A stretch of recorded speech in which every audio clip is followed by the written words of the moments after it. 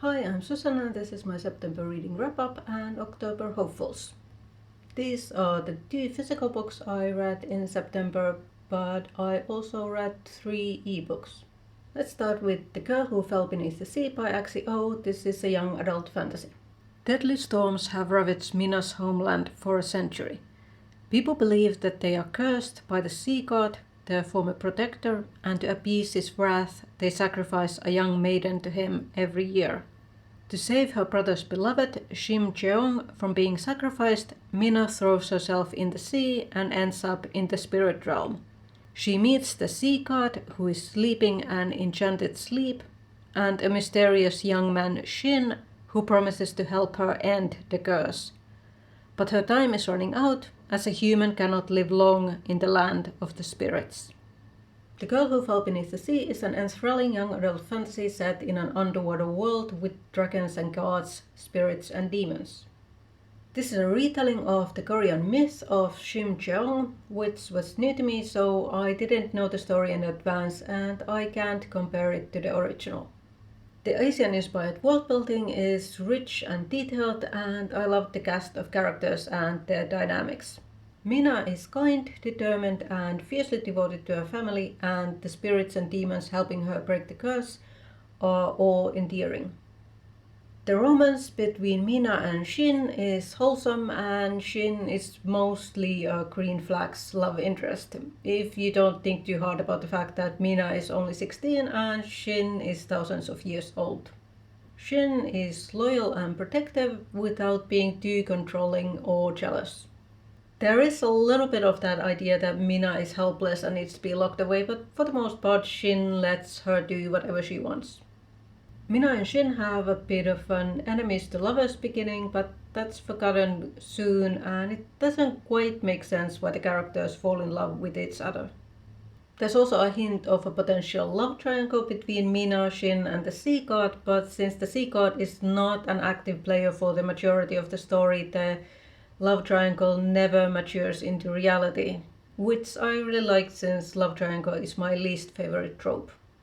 I have to say that the plot is quite convenient at points. The main character does things without clear reason, and her serendipitous discoveries conveniently advance the plot.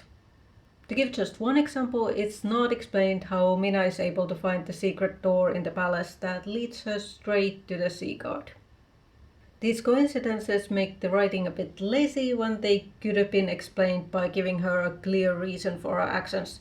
For example, she could have noticed some small detail that indicates the presence of a hidden door in the scene that I mentioned.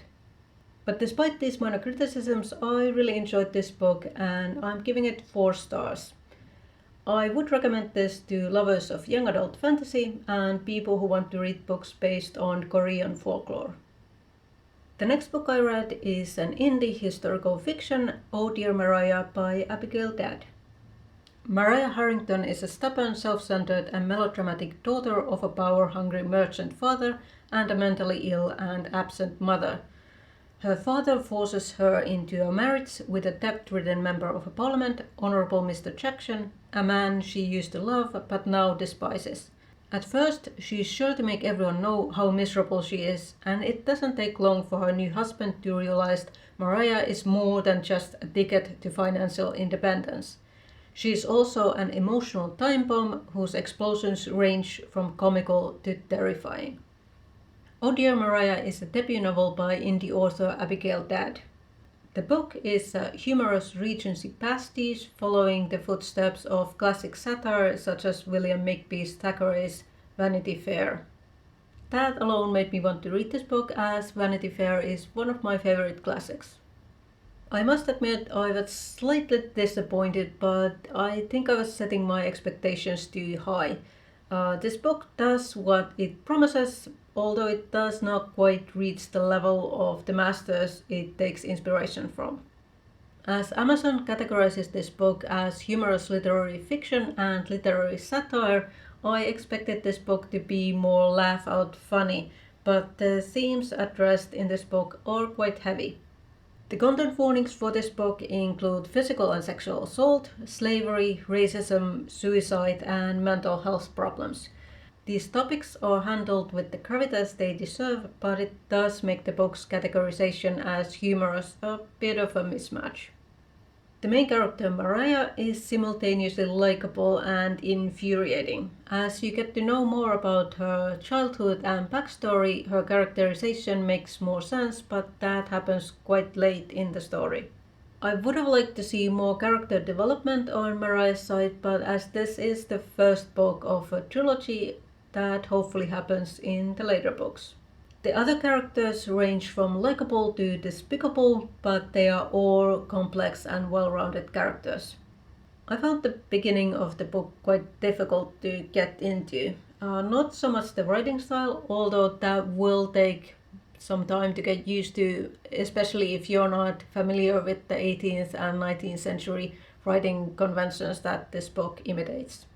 My biggest problem with the first 10% of this book were the constant time jumps and flashbacks, which made the timeline of events slightly confusing. But once Mariah and Mr. Jackson got married, the story became more interesting and easier to follow. This book is definitely not to everyone's taste, but if you like 18th and 19th century satire, I would recommend this book. Abigail Dad's knowledge of 18th and 19th century history and literature shines through on every page. I give 4 stars to this solid indie debut. I also finished 3 non-fiction books. The first is The Ancestor Syndrome, Transgenerational Psychotherapy and the Hidden Links in the Family Tree by Anne-Angeline Schutzenberger. This is a psychology book that discusses how the trauma that people experience affects their children and grandchildren, and how unprocessed traumatic events can manifest themselves in subsequent generations. As a non-fiction book intended for psychotherapists, it's not the easiest book for a layperson to read. However, I did gather some interesting insights from it that I found helpful as an author. I've written a blog post about what authors can learn from transgenerational psychotherapy. I'll leave a link down in the description if you're interested. The second non-fiction book I read was How to Write a Thesis by Umberto Eco. This book was originally published in 1977 in Italian, but the English translation that I read is from 2015. The translator chose to keep all the original information in the book, including a chapter on how to typewrite a thesis. So clearly some of the information in the book is outdated in the modern computer era, but that does not mean that the book isn't helpful. Whether you're using a computer or index cards like Umberto Eco, the basics of doing research and writing a thesis have stayed the same, and that makes Eco's book still valuable for anyone writing a thesis. The third non-fiction book I read in September is Men Explain Things to Me by Rebecca Solnit. This is a collection of essays about feminism, gendered violence, sexual abuse, and mansplaining. The term mansplaining was inspired by the titular article, although it was not coined by Solnit herself. I have wanted to read this book for a long time, so when I saw it in my local library, I knew I had to pick this up. The essays made a thought-provoking read, although Solnit's optimism in some of her articles seems premature in the current political climate. I'm currently reading 2 books, which I will finish in the first week of October. The first is a Russian classic, Fyodor Dostoevsky's The Idiot, and the second is a book about Finnish history. And here are the rest of the books I plan to read in October. October is the month of Victober, which is a month-long challenge for reading Victorian-era literature. Earlier this year I had plans to join the challenge, but unfortunately I have too many unread books in my physical TBR that I think I should read first. But luckily one book in my physical TBR is a Victorian book. This is The Adventures of Sherlock Holmes by Sir Arthur Conan Doyle, so this will be my Victober book. I will also read The Court Dancer. This is a historical fiction by Korean author Kyung-Suk Shin. And I'm also excited to finally read the Hunger Games prequel, The Ballad of Songbirds and Snakes by Suzanne Collins.